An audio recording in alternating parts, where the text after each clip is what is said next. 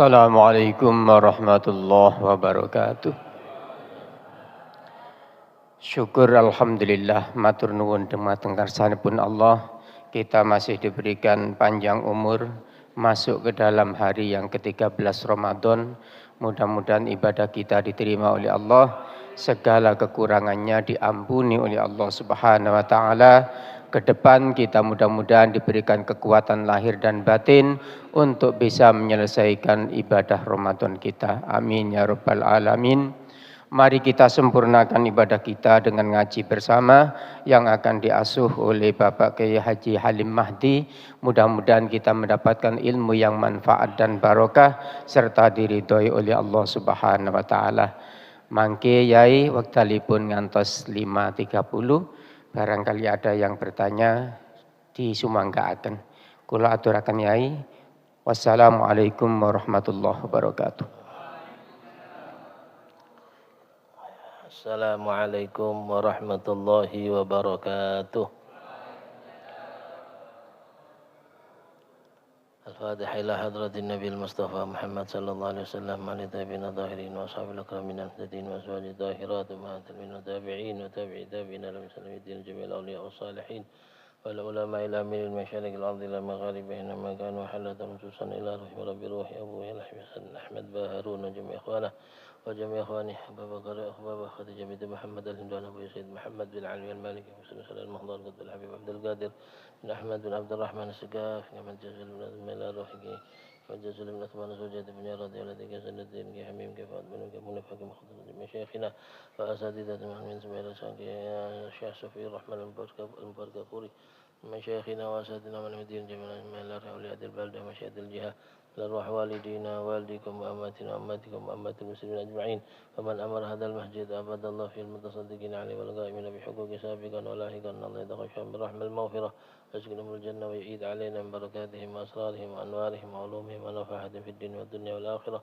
ونستفتح هذه الجلسة مثل ما ناه شيخ صفي الدين من سلمناه أباؤنا ورجالنا وشيوخنا وسلافنا صالحون الله يدخل نياتنا في نياتهم وأعمالنا في أعمالهم وأخلاقنا في أخلاقهم وعلومنا في علومهم على هذه النية وعلى كل نية صالحة من خيرات الدنيا والآخرة وعلى ما نوى أسلافنا الصالح وإلى حضرة النبي محمد صلى الله عليه وسلم.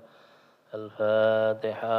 أعوذ بالله من الشيطان الرحيم. الحمد لله رب العالمين الرحمن الرحيم مالك يوم الدين إياك نعبد وإياك نستعين صراط المستقيم صراط الذين أنعمت عليهم غير المغضوب عليهم ولا الضالين.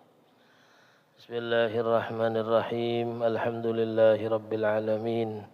أشهد أن لا إله إلا الله وحده لا شريك له وأشهد أن سيدنا ونبينا ومولانا محمدا عبده ورسوله وصفيه وخليله.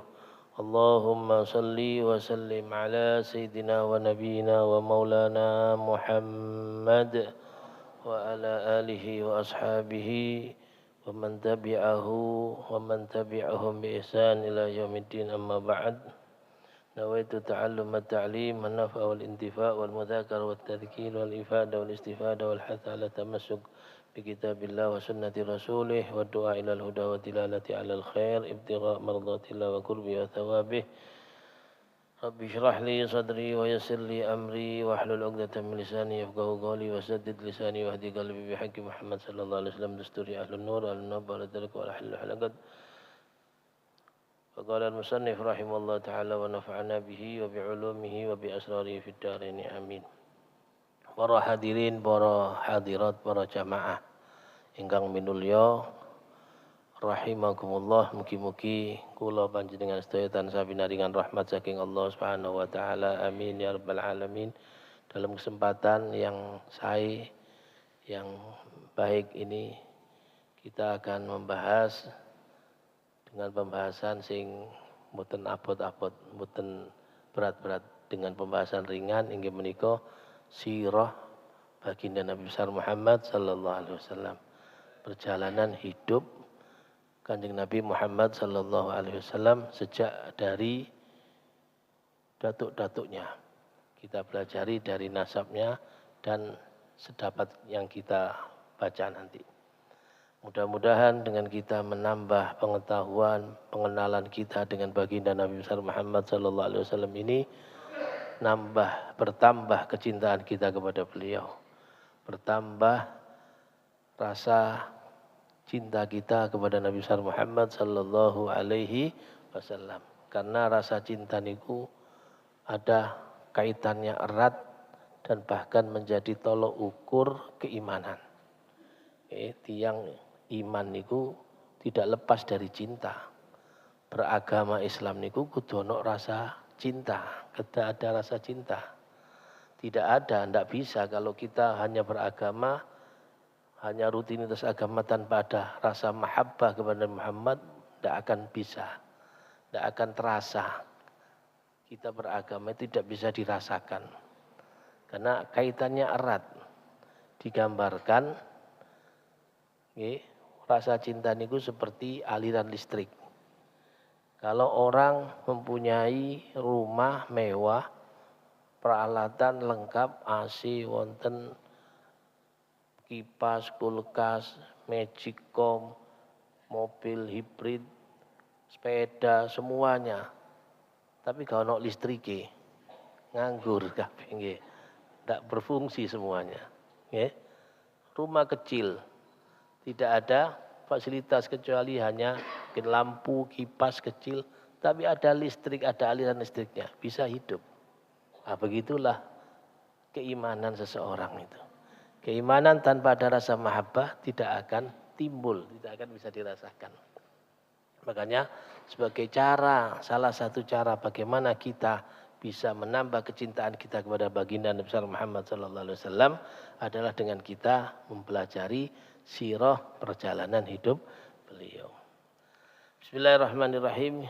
Kita awali dari nasab Rasulullah Sallallahu Alaihi Wasallam. Nasab Rasulullah adalah nasab yang paling mulia, nasab yang paling sahih. Beliau adalah Rasul yang paling afdol, bahkan makhluk yang paling mulia. Afdolil khalqillah, akram khalqillah. Makhluk Allah sing paling sae mboten ten malih. Inggih menika Kanjeng Nabi Muhammad sallallahu alaihi wasallam dan penutup para nabi. Tidak ada setelah itu nabi lagi. Lek ono berarti palsu. Nggih, jangan dipercaya, nggih. Penutup Rasulullah sallallahu alaihi wasallam. Sinten beliau ini? Nah niki mbah-mbah niki lek iso dihafalaken. Napa sinten niku? Sayyidina Muhammad sallallahu alaihi wasallam bin Abdullah bin Abdul Muttalib bin Hashim bin Abdi Manaf bin Qusay bin Kilab bin Murrah bin Ka'ab bin Lu'ay bin Ghalib bin Fihir bin Malik bin Nadhr bin Kinana bin Khuzaimah bin Mudrikah bin Ilyas bin Mudhar bin Nizar bin Ma'ad bin Adnan. Nah niku nggih saged dihafalaken ya. Masa gak iso hafal, selawit tok. Nggih. Jenenge gampang. Nggih, niku jeneng-jeneng niku sae kabeh. Nami-nami itu bagus semua.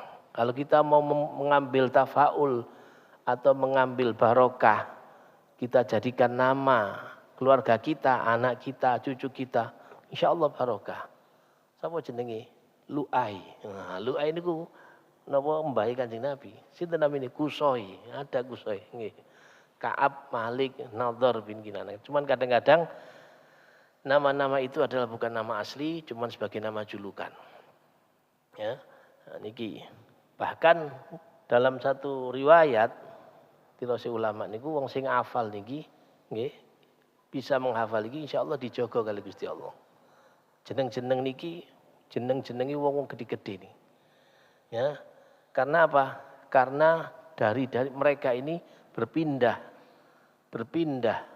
napa nur Muhammad sallallahu alaihi wasallam, cahaya Kanjeng Nabi itu berpindah dari sulbi orang laki-laki ke rahim perempuan mulia, kemudian pindah lagi ke sulbi laki-laki, pindah ke rahim wanita mulia, terus wa taqallubaka fis sajidin kata Allah. Wa taqallubaka dan berbolak-baliknya kamu wahai Nabi Muhammad sallallahu alaihi wasallam, pindah-pindahnya itu dari satu orang yang ahli sujud ke orang yang ahli sujud. Dari orang ahli sujud ke orang ahli sujud. Niku tiang-tiang saya semua. Kenapa? Ketemplean nuri Nabi Muhammad sallallahu alaihi wasallam. Nasab yang sampai Adnan. Sampai Adnan ini adalah nasab yang sudah disepakati oleh para ulama. Niku pasti bener ya. Kenapa sepakat? Ya. Iki sampai wong Arab niku Masya Allah. Ngiling-ngiling nasab niku wis kaya napa? Di luar kepala. Lek kepingin ngetes tiang Arab sampean gugah. Ayo tangi-tangi. Sapa nasabmu? Aku bin fulan bin fulan bin fulan bin fulan sampai 10 saged. Ya. Lek kula panjenengan 1 2 3 pedhot wis gak ero sapa mbuh wallahu a'lam. Ya. Karena enggak begitu jadi tradisi. Ya, kalau mereka itu jadi tradisi. Menghafalkan kakek buyutnya. Kenapa? Akhirnya apa? Nyambung. Iki nangkini ketemu di kini. Oh, berarti nyambung. Niki sik dulur. Nah, niki perlu. Kanjeng Nabi dawuh, ta'allamu min ansabikum matasilu nabi arhamakum. Pelajarono nasabmu iku pelajarono. Masih kamu ndak tahu siapa kakekmu yang keberapa, tapi sing ero sampai pundi? Oh, sampai kedua ketiga dipelajari. Supaya nopo? Supaya kita bisa siapa sih orang-orang yang punya hubungan darah dengan kita. Oh, wong iku sik mindoan. Wong iku sing ping 3 ambek aku, ping 4 ambek aku. Nah, niku dengan begitu makanya bisa silaturahim. Bisa menyambung tali persaudaraan. Nggih. Nah, niku mbah-mbahe Kanjeng Nabi Muhammad sallallahu alaihi wasallam. Adapun yang di atasnya itu sampai Nabi Ismail, niku keturunan Nabi Ismail, Kanjeng Nabi niku tedak turunipun Nabi Allah Ismail bin Nabi Allah Ibrahim.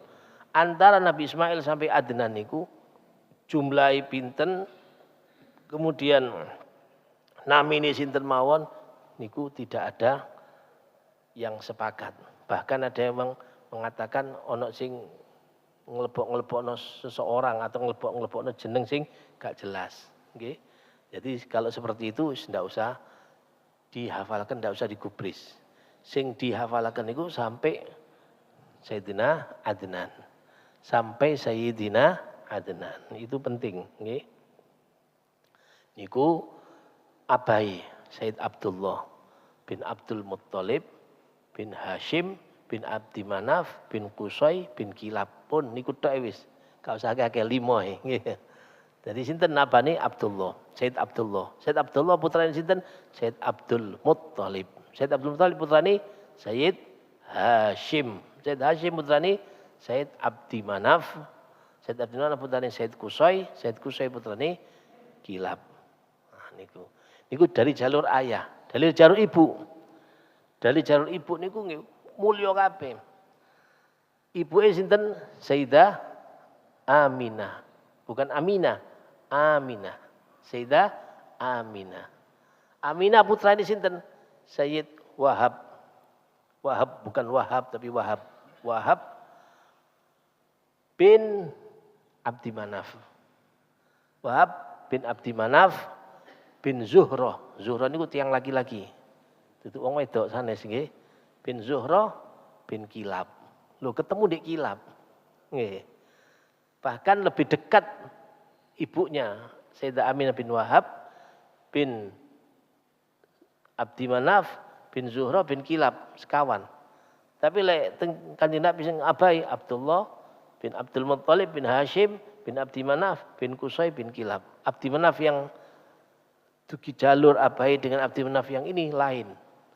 Berbeda. Jadi Sayyid Kilab niku enggak ada yuga, Qusay sama Zuhroh. Qusay dan Zuhroh. Qusay duwe anak Abdul Manaf, nggih. Qusay duwe anak Abdul Manaf. Zuhroh duwe anak Abdul Manaf pisan. Jadi padha misanan nih Abdul Manaf iki, nggih. Abdul Manaf sing mriko enggak ada yuga Hashim, sing iki Abdul Manaf enggak ada yuga Wahab. Wahab enggak ada yuga Aminah, Hashim enggak ada yuga Abdul Muttalib. Abdul Muttalib enggak ada yuga Abdullah. Abdullah enggak ada yuga Kanjeng Nabi. Nah niki Aminah enggak ada yuga Kanjeng Nabi Muhammad sallallahu alaihi wasallam. Jadi kumpul atau bertemunya di Kilab. Kilab niku Nggih, sanes nami asline. Asline niku sinten? Hakim. Namine Hakim. Namanya Hakim. Jenenge napa? Wa fi riwayat ada yang mengatakan bukan Hakim, Urwah. Ono sing ngomong Urwah, ono sing ngomong Hakim. Kenapa dikatakan kok kilab? Kilab niku jamak dari kalbun. Kalbun itu artinya anjing. Kok dijuluki kilab? Wong Arab niku sering julukan-julukan. Napa? Karena beliau sering berburu dengan menggunakan kilab dengan anjing. Itu namanya kilab. Beliau orang mulia, disegani, punya kewibawaan yang besar. Pun kita sudah kenal nasabnya. Sekarang kita ingin tahu kabilahnya dari mana. Kabilahnya Rasulullah itu kabilahnya apa? Kabilah Rasulullah itu dikenal dengan kabilah Quraisy. Kabilah Quraisy. Quraisy niku sinten? Quraisy itu adalah julukan dari ada yang mengatakan dari Nadhr bin Kinanah atau Fihir bin Malik. Kan dari Kilab bin Murrah bin Ka'ab bin Lu'ay bin Ghalib bin Fihir bin Malik. Fihir bin Malik niki orang pertama yang dijuluki Quraisy. Ada yang mengatakan bukan Fihir tapi sinten? Nadhr bin Kinanah itu dijuluki Quraisy. Maka keturunan dari orang itu, dari Fihir itu semuanya Quraisy. Napa Quraisy itu?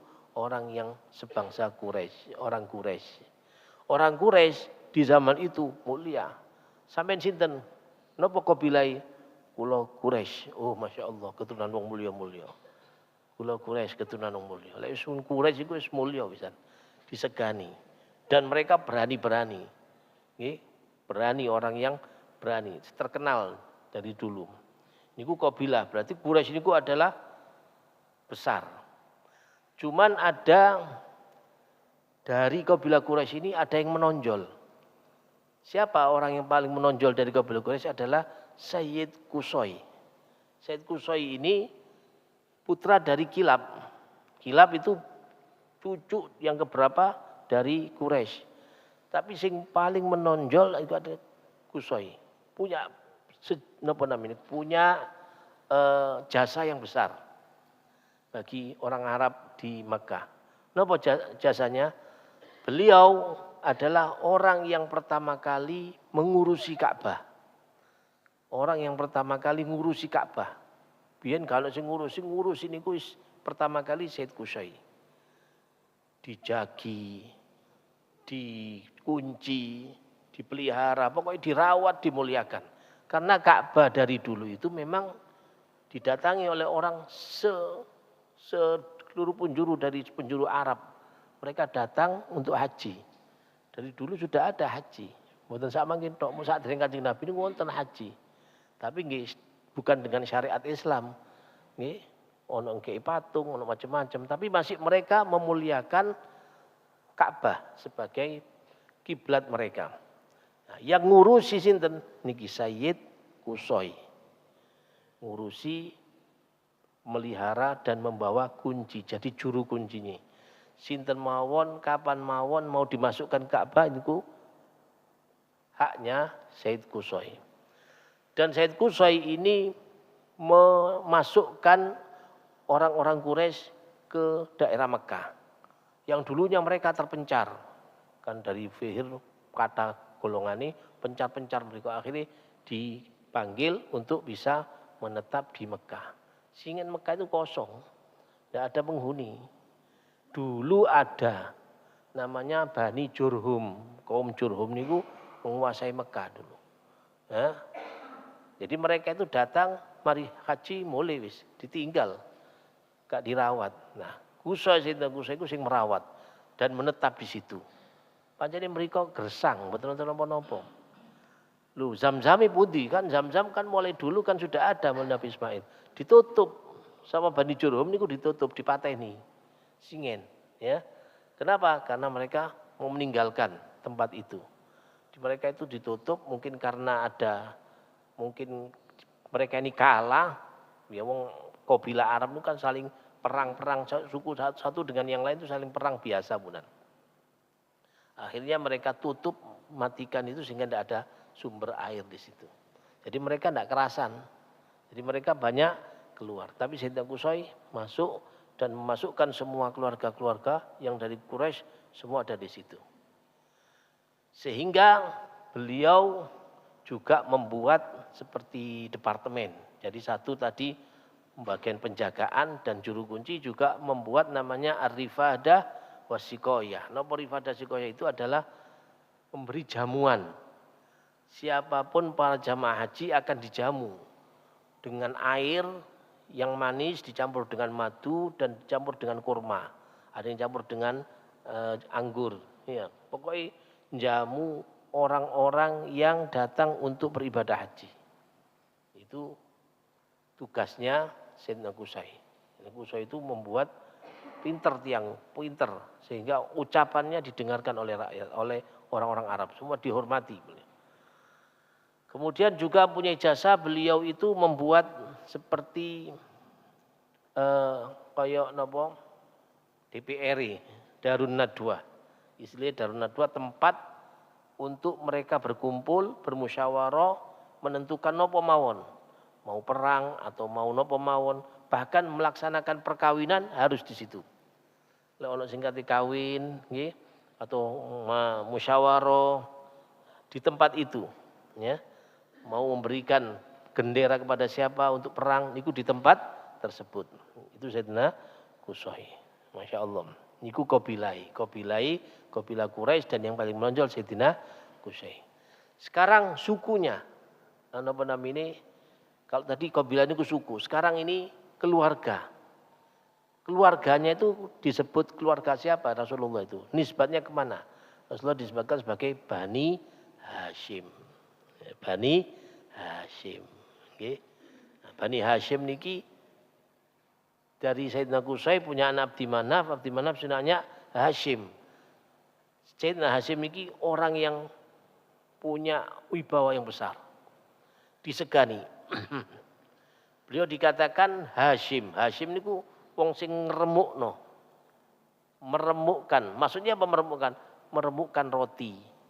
Jadi biasain jamu wong-wong niku roti diremukno terus disiram kuah, disiram dudu. Niku dihidangkan kepada Allah. Senang tiang-tiang. Ya, maka tidak boleh orang lain yang melakukannya kecuali beliau sendiri. Namanya Sayyid Hashim. Nah, Sayyid Hashim ini mempunyai jasa. Apa jasanya? Dia yang pertama kali mengadakan ekspedisi perdagangan. Rihlatas syita, rihlatas syaif. Perdagangan di waktu musim dingin dan musim panas. Musim dingin ke Yaman, musim panas ke Syam. Syam itu saat lagi Syam. Syam itu adalah sekarang jadi 4 negara. Napa? Syria, Lebanon, Yordan, Palestina. Dulu Syam. Sak gede-gede ini pun Syam niku. Jadi mereka kalau musim panas nang Syam kabeh. Musim dingin dagang nang Yaman. Yang pertama kali mengadakan Sayyid Hashim. Sayyid Hashim wong ganteng, nggih. Nah, suatu ketika Sayyid Hashim ini pergi untuk berdagang ke Syam. Mampir ke Madinah. Karena ngelewati Madinah. Madinah waktu itu sanes namine Madinah, napa namine? Yathrib. Yathrib masih di situ. Akhirnya beliau kawin di situ. Kawin dengan seorang wanita bernama Salma binti Amr bin Adi dari Bani Adi bin Najjar. Salma binti Amr. Setelah kawin menetap di situ sebentar, meneruskan perjalanan ke Syam. Sampai tutup Syam, beliau wafat. Wafat di mana? Di Gaza, di tanah jalur Gaza, saat mungkin di Palestina. Jadi kuburannya itu masih ada di sana, mestinya ada. Sayyid Hashim itu ada di Gaza. Nggih, saat ini saya direbutno kali Israel, nggih. Saat ini Israel diserang Iran, alhamdulillah muga-muga Allah paringi kekuatan dan kemenangan kepada kaum muslimin. Kemudian setelah beliau wafat, istrinya yang di Madinah Sayyidah Salman niki hamil dan melahirkan anak yang bernama Abdul Muttalib. Ngadayu go Abdul Muttalib. Tapi sanes Abdul Muttalib namine Syaibah. Namine Syaibah. Syaibah niku artinya uban. Kenapa? Si cilik wis ana uwane. Napa? Wibawa. Syaibah itu wong niku lek wis uwanen niku wis ketok wibawane. Nggih, lek sik durung uwanen durung ketok sian nggih.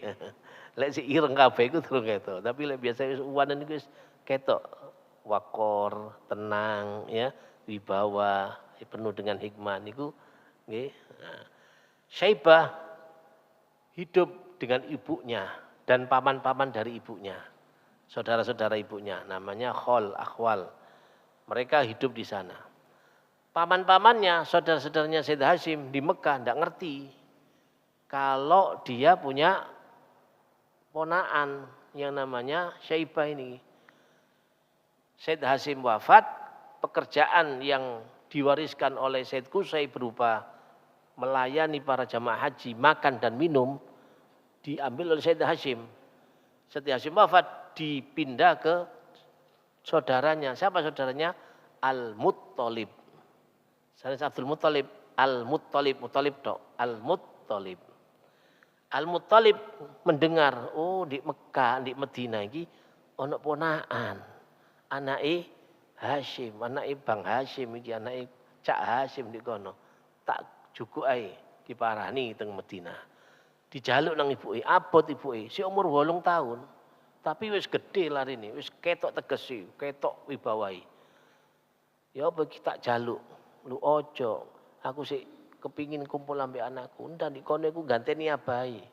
Buat menggantikan abahnya di Mekah. Abah iki pemimpin.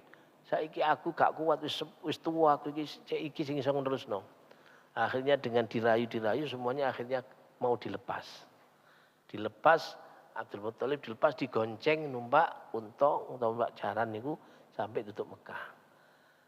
Kemudian orang-orang wong Mekah ngira menyangka, oh iki budake Al-Muttalib. Masih ada perbudakan. Oh iki budake Al-Muttalib. Makanya disebut Abdul Muttalib. Abdul Muttalib itu namanya budaknya Al-Muttalib. Maka dikatakan, ya Al-Muttalib ini hambamu. Hus, iki ngono ponakanku, iki anak Said Hashim iki. Iki sing bakal mimpin. Orangnya berwibawa, orangnya penuh dengan napa namine karisma. Wis pokoke wong delok niku wibawa. Kenapa? Ada Nur Muhammad sallallahu alaihi wasallam di wajahnya Abdul Muttalib. Sampai besar Said Abdul Muttalib nggih. Orangnya, sifatnya loman. Pokoknya mbambai Kanjeng Nabi loman-loman kabeh. Ada yang paling menonjol ini Said Abdul Muttalib, paling menonjol. Beliau selalu memberi jamuan makan kepada orang fuqara masakin. Setiap waktu kate mangano. Bukan hanya kepada orang-orang fuqara masakin, bahkan kepada binatang. Tapi ditekek di dukure bukit ya, disiapkan makanan burung-burung, binatang-binatang liar-liar niku banyak makan. Jadi dia ini disebut dengan Al-Fayyad. Al-Fayyad itu wong sing loman sing kakek ngkei makanan kepada orang-orang fuqara bahkan kepada para binatang ya. Dan beliau punya jasa. Napa jasai? Beliau yang menemukan sumber air Zam-Zam. Nah, niki. Dulu Zam-Zam kan ditutup. Maka beliau bermimpi, diimpikan beberapa kali, suruh ngeduk di situ.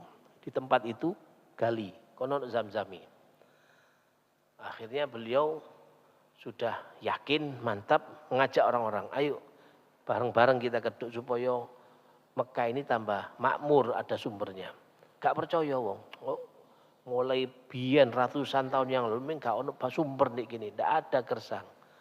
Akhirnya putus asa untuk mengajak orang, akhirnya mengajak anaknya, mengajak Al-Harith yang paling besar untuk menggali.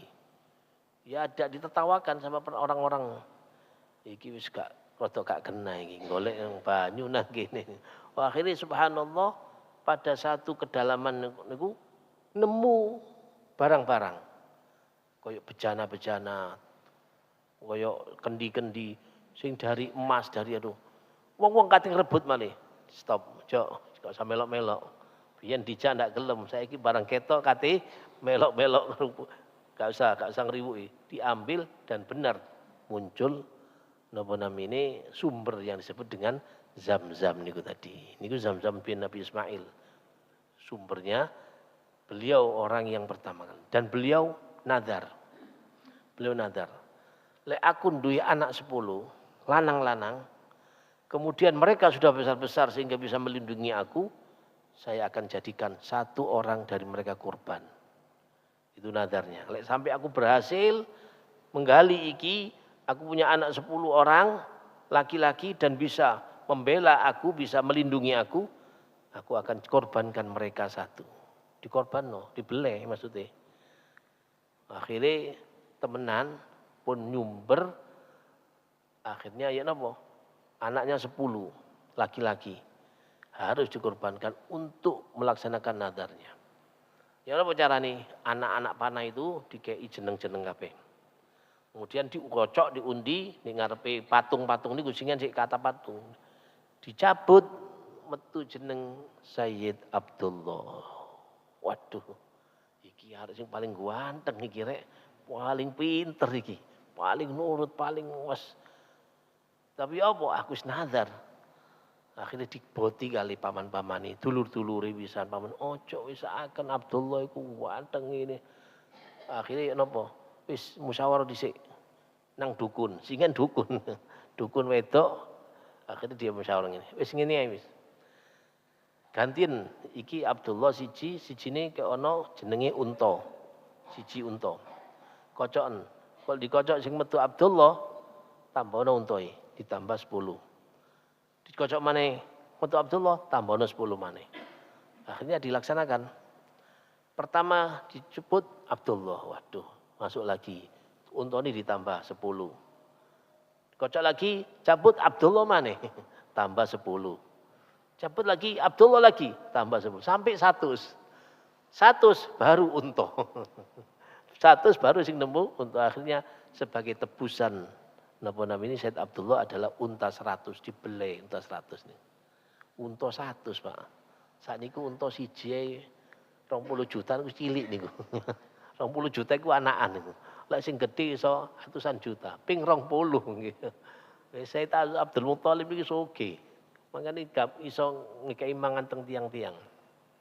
Nggih. Pun jam waktu nih ya. Sekedhik malih pun nggih. Mantun ngoten setelah diambil, setelah itu baru dilaksanakan. Dan Said Abdullah dijuluki Rasulullah Ibnu Dzabihain. Anak orang yang disembelih 2 orang. Mbah-mbahnya Kanjeng Nabi ada yang mau disembelih. Makanya dikatakan Dzabih, orang yang akan disembelih. Sinten niku? Siji Nabi Ismail, nomor Said Abdullah. Dan Ibnul Muftiyain. Muftiyain itu apa? Orang yang ditebus. Nabi Ismail ditebus kali kibas dari surga. Said Abdullah ditebus dengan 100 onta. Nah, itu hikmahnya di situ. Okay? Jadi Said Abdullah niki orang yang memang ganteng. Sampai suatu ketika ketemu sama seorang orang perempuan Yahudiyah. Orang perempuan Yahudiyah dan dia tahu isi kitab Taurat. Isi kitab Taurat. Ketika melihat Said Abdullah, dia tertarik. Iki ojo-ojo orang yang akan melahirkan di sulbinya ada Rasul, ada Nabi akhir zaman. Sampai orang itu menawarkan diri, perempuan tadi. Menawarkan diri kepada Said Abdullah. Said Abdullah menolak, enggak. Dilindungi oleh Allah. Sampai kawin dengan Sayyidah Aminah. Setelah kawin, pindah ke rahim Sayyidah Aminah, ketemu malih dengan wanita tadi. Gak ngereken wong itu. Loh, kon sampe ndak ngereken nang aku. Wingi kon ngerayu-ngerayu aku. Kon siji saiki. Siji wisan ya. Sing wingi sik ana nur Kanjeng Nabi saiki wis pindah wis. Kon wis kawin wis pindah nang rahime napa namine ibuke.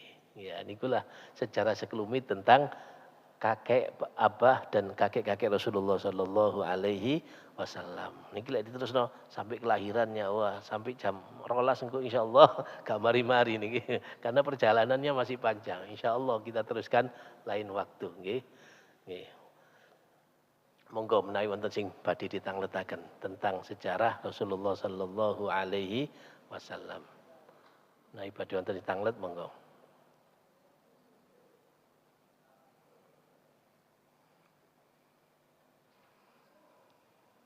Nggih, monggo.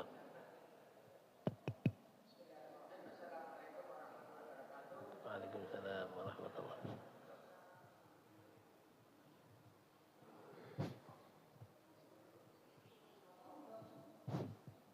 Assalamualaikum warahmatullahi wabarakatuh. Assalamualaikum warahmatullahi wabarakatuh. Alhamdulillah kita setelah melaksanakan sholat subuh berjamaah dilangsungkan dengan pengajian seperti ini. Mudah-mudahan yang hadir di sini mendapatkan berkah dari Allah Subhanahu wa taala. Amin amin ya rabbal alamin. Yang jadi pertanyaan setelah kita menyaksikan ataupun kita mendengarkan apa yang disampaikan oleh Ustaz tadi, bahwasanya dari nasab-nasab tersebut ternyata semuanya itu nasab-nasab baik semua. Bahkan kita itu kalau memberikan nama kepada anak dijadikan atau dicarikan nama-nama tersebut agar supaya anak-anak kita perlakuannya seperti mereka meskipun tidak maksimal atau tidak 100%. Harapan dari orang tua seperti itu.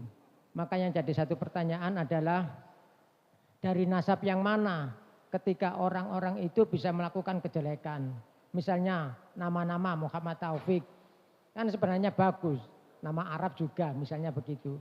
Akan tetapi mengapa orang-orang seperti itu melakukan sesuatu perbuatan yang tidak baik. Bahkan dia itu seakan-akan melopori dalam satu masyarakat yang kurang baik. Artinya perbuatan yang maksiat begitu loh. Terima kasih. Assalamualaikum warahmatullahi wabarakatuh. Waalaikumsalam warahmatullahi wabarakatuh. Ini pertanyaan yang mungkin banyak yang ditanyakan oleh orang-orang lain. Baik pertanyaannya.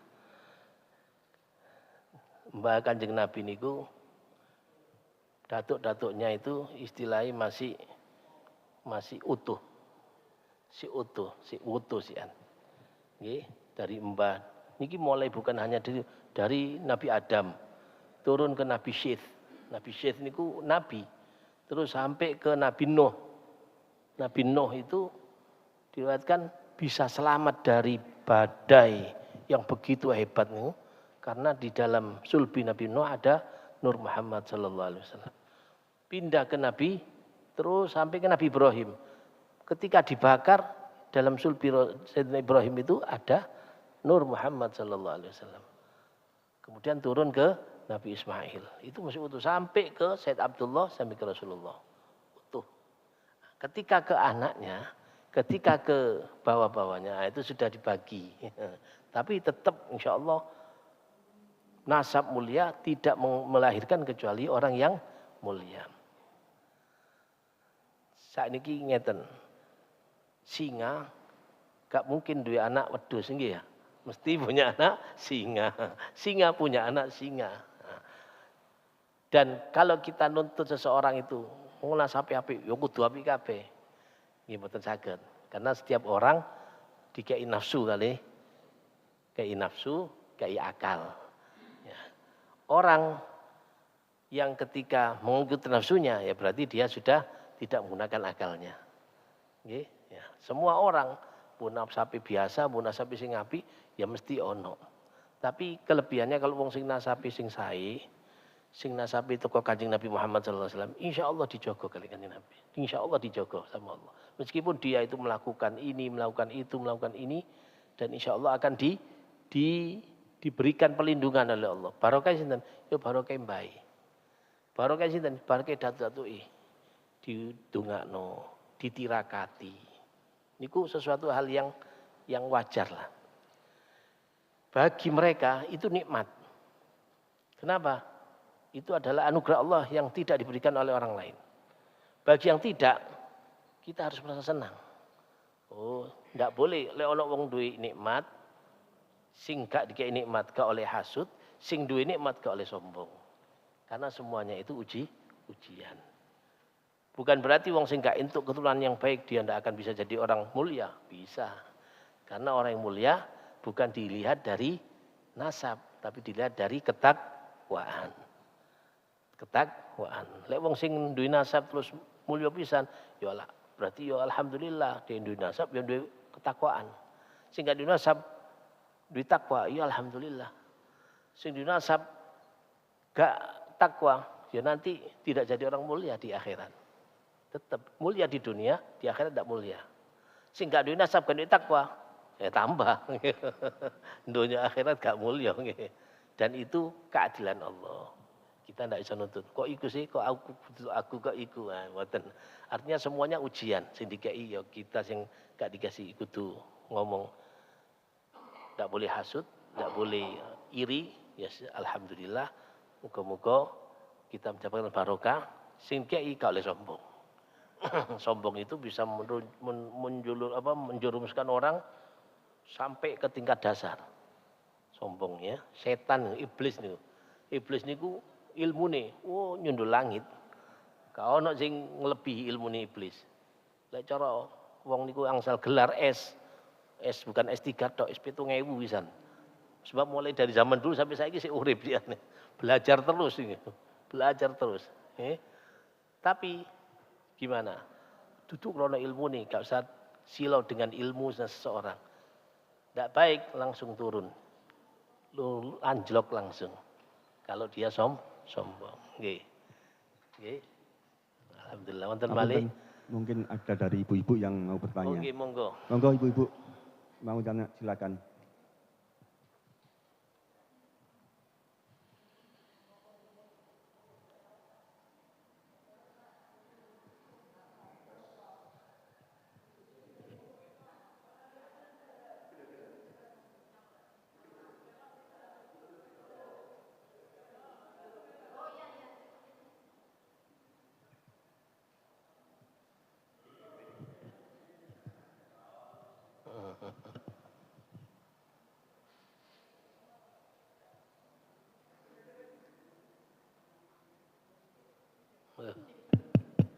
Assalamualaikum warahmatullahi wabarakatuh.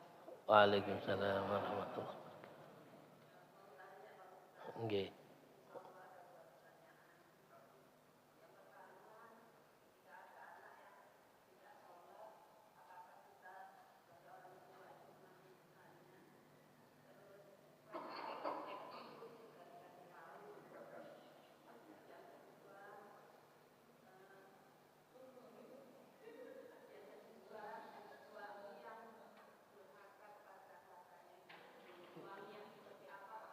Terus nanti yang kedua kurang jelas. Oh nggih, suami. Oh yang kedua nggih. Nggih niki satu permasalahan yang banyak menjadi yang dialami oleh banyak orang tua. Anak yang tidak mau sholat, bagaimana ini dosanya? Anak kecil mulai dari lahir sampai dia balik, kalau dia melakukan kebaikan, sing angsal ganjaran ini wong tua. Anak kecil mulai dari lahir sampai dia balik, yang mendapatkan pahala atas kebaikannya adalah orang tua. Jadi sing kata ngajari wong, ngajari akhlak, ngajari donga, ka api. Mboten sae ai maca donga ya apa dongane itu pundi-pundi kebaikan orang tua. Kalau dia melakukan kejelekan, orang tua tidak akan ditulis. Lari alit gak ditulis dosa. Si cilik durung paling. Nggih. Tapi mulai kecil kata Rasulullah mulai umur 7 diperintah. Umur 7 itu diperintah sholat. Diperintah poso, tapi gak usah teman-teman, ayo nak sholat, cuma sholati ambil nopo namine koyok kurang sempurna gak apa-apa kersane sholat, ya pokoknya diperintah, poso gak kuat, poso sampai duhur, saya beduk poso beduk, jadi gaya adik cilik poso beduk nih, mulai gerang-gerang kata sekolah panjenengan gak oleh poso beduk nih, gak oleh poso beduk nih, gaya cilik ayo poso beduk, ayo sholat, ayo diajak, ya. Bahkan kalau sudah umur 10, itu ngajaki rada keras didik. Ayo, gak sholat, dihukum. Bahkan boleh dipukul, boleh. Rasulullah ngajarkan boleh, tapi pukulannya tidak menyiksa. pukulannya pendidikan. Kalau sampai mukul pun, anak itu ditakuti dengan rotan saja dia takut, tidak usah dipukulkan. Tapi kalau umpamanya kita itu buku begini, ketika kita mukul itu buku tidak lepas. Tapi kalau sampai ngangkat buku lepas, itu berarti pukulan yang bukan pendidikan. Ya. Tapi setelah anak itu sudah balik, itu dicatat oleh Allah. Jelek, baiknya itu dia yang Allah sudah memberikan malaikat menjaga dia. Tulis, mulai itu kok balik ditulis. Rokib Atid nulis nyatet. Dan dia akan mengawal terus sampai meninggal. Nah itu. Okay. Jadi sebagai orang tua, jangan kalau masih kecil, terus didik mereka mulai umur 7 tahun, perintahkan untuk melakukan kewajiban, 10 tahun agak dikeraskan, perempuan dan laki-laki dipisah. Mulai umur 10 tahun, kamarnya anak laki-laki dan perempuan jangan dicampur, dipisah. Kata Rasulullah dipisah. Nah, supaya apa? Pendidikan anak itu. Jadi mulai kecil sudah terbiasa melakukan kebaikan, wis balik. Nah, kalau sudah balik, ditegur tidak bisa, ditegur tidak bisa, suruh sholat tidak bisa, tetap doakan. Jangan dikerasi, didoakan. Karena satu-satunya senjata yang mustajab adalah doa orang tua. Doa wong tua khususnya donga wong tua istri ibu, dongane ibu. Lek saged jenengan ridhoi. Jenengan ridhoi. Sak nakal-nakale anak, wis sak nakal-nakale anak pun. Ada satu peristiwa, ada anak setiap hari wis debat terus sampai wong tua wedok ini. Dikongkon bangkang, dikongkon cengkal, dikongkon macam-macam mboten purun. Sampai ibuke arek yo gak tau adus, gak tau mulih. Wis koyo golek golongane wong-wong ngoten-ngoten niku, lari-lari sing golongane sing diembong-embong. Akhirnya putus asa ibuke. Putus asa krungu pengajian. Terus ustaz yang mengatakan, Bu, lek pun gak ada yuga nyengan donga. Carane donga ngeten, ya Allah, kula ridho teng yuga kula niki ya Allah. Kula ridho teng yuga sing namine niki ya Allah. Ridho sak pok-poke ridho, sak kato-katoke ridho, sak pol-pole ridho, kula ridho. Maka dengan keridhoanku ini kepadanya, ya Allah berikan keridhoanmu kepada dia. Berikan keridhoanmu kepada dia ya Allah, jadikan anak yang dapat hidayah. Subhanallah, berubah anak ini. Moro-moro muli ini assalamualaikum, kaget. Moro-moro gelem adus. Moro-moro muli gak suwe gak muli nandi, di masjid. Merungkono pengajian, Masya Allah tambah seneng. Dinta ini namanya, terakhir jadi tiang sahe. Pokoknya jangan sampai putus asa mendoakan anak-anak kita supaya anak-anak kita menjadi anak yang baik dan soleh-solihah. Yang kedua, suami yang durhaka kepada orang tuanya. Mboten saya, Bu. Orang yang durhaka gak iso mlebu surga. Masih mati ini di jero Ka'bah. Wong mati di masjid wal muhajirin mawon wong akeh sae iku. Ana tiyang wafat pas sujud di masjid napa niku? Sae napa mboten? Sae. Tapi lek wong durhaka aja di masjid di jero Ka'bah mlebu neraka tasian. Naudzubillah min dzalik. Lah ana suami ya napa? Jenengan dorong. Suami bagaimanapun yang harus diutamakan adalah orang tua. Tetap anake wong tua. Nggih, ngapunten. Harus ibu atau istrinya harus mendorong bapaknya untuk berbakti. Kenapa? Karena itu jadi pelajaran anaknya nanti. Kalau ibunya dorong bapaknya untuk berbakti kepada orang tuanya, anaknya ketok. Oh, berarti aku kalau rumah tangga tetap kudu ngormati ibu. Jenengan sing untung nanti. Ibu yang untung. Ya. Jangan bapak dipaksa untuk mengutamakan istrinya sehingga melupakan ibunya, melupakan orang tuanya. Kuali ngeten iki. Lek istri kalau sudah kawin, seorang wanita sudah kawin, maka orang yang pertama harus dicari ridhonya suami. Harus diutamakan suami. Wong tua sudah tidak lagi. Tapi suami yang baik harus tetap memperhatikan. Jangan menjadikan istri dilema. Aku milih bojo, pemilih wong tua, jangan. Orang yang bijak, suami harus bisa memilih jalan ya apa carane supaya wong iki gak durhaka kepada atau istrinya tidak berdurhaka kepada orang tuanya. Nggih. Nah, itu ya, didoakan, didorong untuk berbakti kepada Allah. Lek iso jangan punya rumah sebelum ibu kita punya rumah. Jangan punya kendaraan sebelum ibu kita punya kendaraan. Jangan senang dulu sebelum ibu kita yang senang. Jangan umroh dulu sebelum ibu kita yang berangkat umroh. Niku baru wong sing bakti teng tiang sepah. Mugi-mugi kula panjenengan dadosaken dapat hidayah menjadi orang yang baik dan anak-anak kita bisa menjadi anak-anak yang berbakti, menjadi anak soleh, solihah. Amin ya rabbal alamin. Niki mawon ingkang saged kula sampaikan, mugi-mugi wonten manfaate.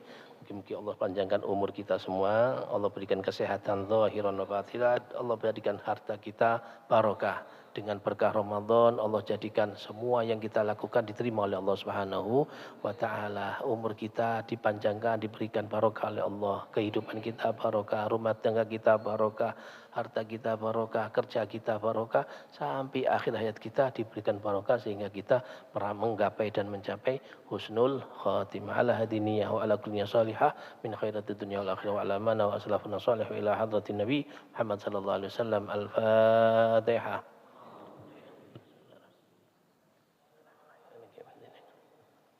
الذين أنعمت عليهم غير المغضوب عليهم ولا الضالين آمين